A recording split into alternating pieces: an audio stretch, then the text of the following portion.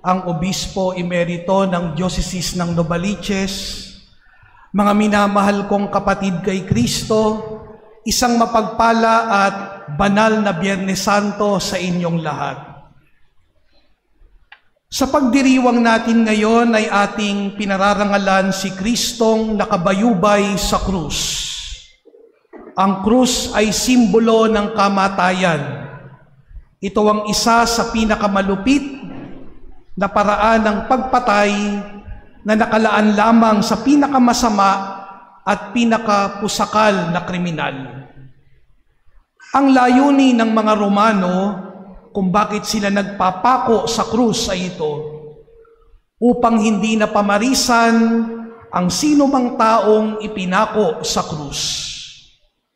Ito'y babala sa lahat na huwag na kayong uulit, at kung uulit kayo, ang ginawa sa taong ito, ang siya ring gagawin sa inyo.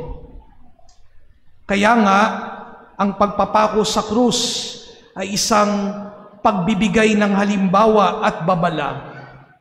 You will suffer the same fate. Malupit, nakakahiya. It is a public spectacle meant to inflict fear, takot sa mga tao. Kaya nga, lahat ng pangit sa tao, lahat ng kasuklam-suklam, lahat ng nakahihiya ay iniuugnay sa krus.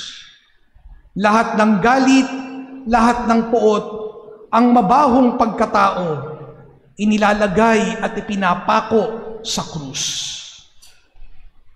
Pero mga kapatid, hindi lahat ng ipinapako sa krus ay may sala. Pwedeng napagkaisahan lang, pwedeng napagbintangan lang, pwedeng naging biktima ng tsismis o pekeng balita. Ganyan ang sinapit ng ating Panginoon. Jesus was wrongly accused, pero tinanggap niya ang lahat. Nagpakumbaba siya upang mangyari ang planong pagliligtas ng Ama. Mga kapatid, dahil naroon si Kristo sa krus, nagbago ang lahat.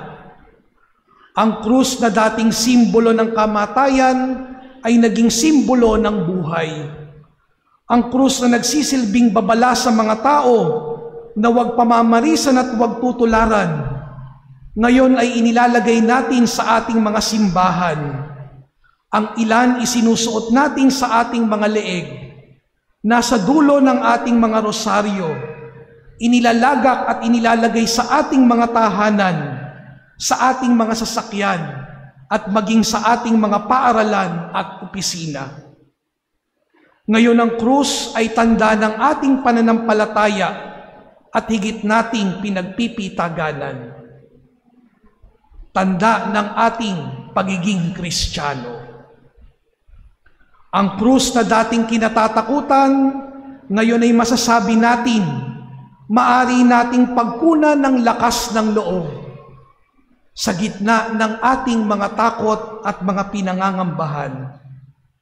Siya ang ating kapanatagan sa gitna ng ating pangungulila, kaayusan sa gitna ng kaguluhan ng buhay natin, at walang kahulugan. Naranasan nyo na ba ito? Kapag magulo ang inyong isip, kapag ikaw ay litong-lito, tumayo ka sa paanan ni Kristo, matatagpuan mo ang kahulugan ng iyong buhay. Kung saan ang lahat ng ating mga inaabala ay wala palang kahulugan, nagkakaroon lamang ng kahulugan ang lahat kapag iniuugnay natin sa krus ni Kristo. Salamat po, Panginoon, hindi na sayang ang pag-aalay ng iyong sarili. Salamat, Panginoon, dahil sa pamamagitan ng kahoy na krus ay sinagip mo ang mundo. Mga minamahal kong mga kapatid, ngayong pinararangalan natin ang krus ni Kristo, Magandang tanungin natin ang ating mga sarili. Naranasan nyo na bang masaktan? Ano ang pinakamasakit nyong karanasan sa buhay? You may have also experienced rejection, being maligned. Have you experienced injustice, or you were wrongly accused, wrongly judged?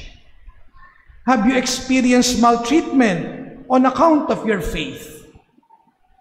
Napagkaisahan ka rin ba dahil gumawa ka ng mabuti at nagsabi ng totoo? Meron ka bang nakakahiyang kasalanan noong nakaraan na hanggang ngayon ay bumabagabag pa rin sa iyo? Meron ka bang lihim na kasalanan na kung sakaling matutuklasan ay talaga namang kasuklam-suklam sa mata ng mga tao?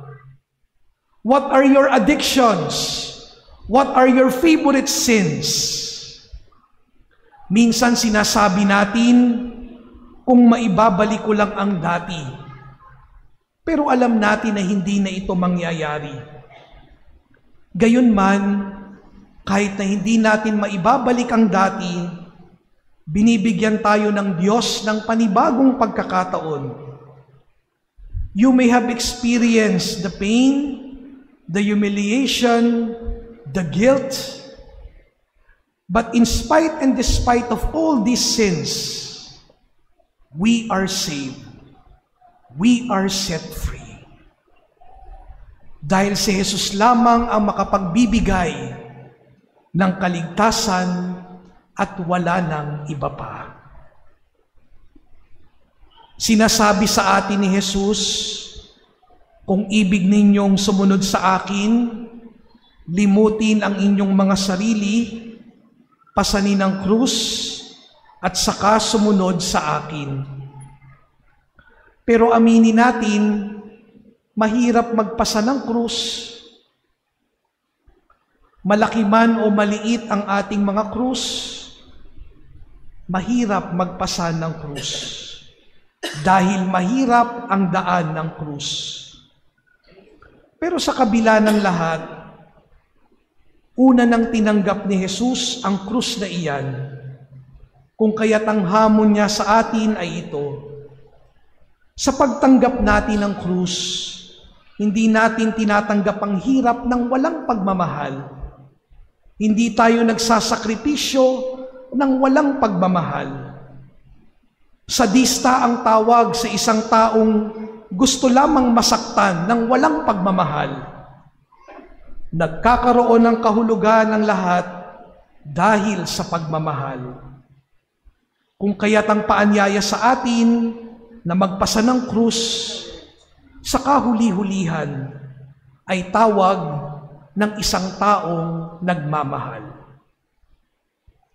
Hindi tawag na masaktan ng walang kabuluhan, kundi tawag ng pagmamahal. Our suffering can only be understood in the language of love. Only love makes the scandal of the cross meaningful.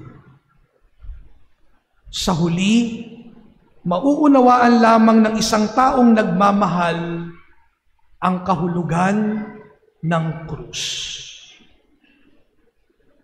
Sinasamba at pinupuri ka namin, O Kristo, sapagkat sa pamamagitan ng krus ay sinagip mo ang mundo.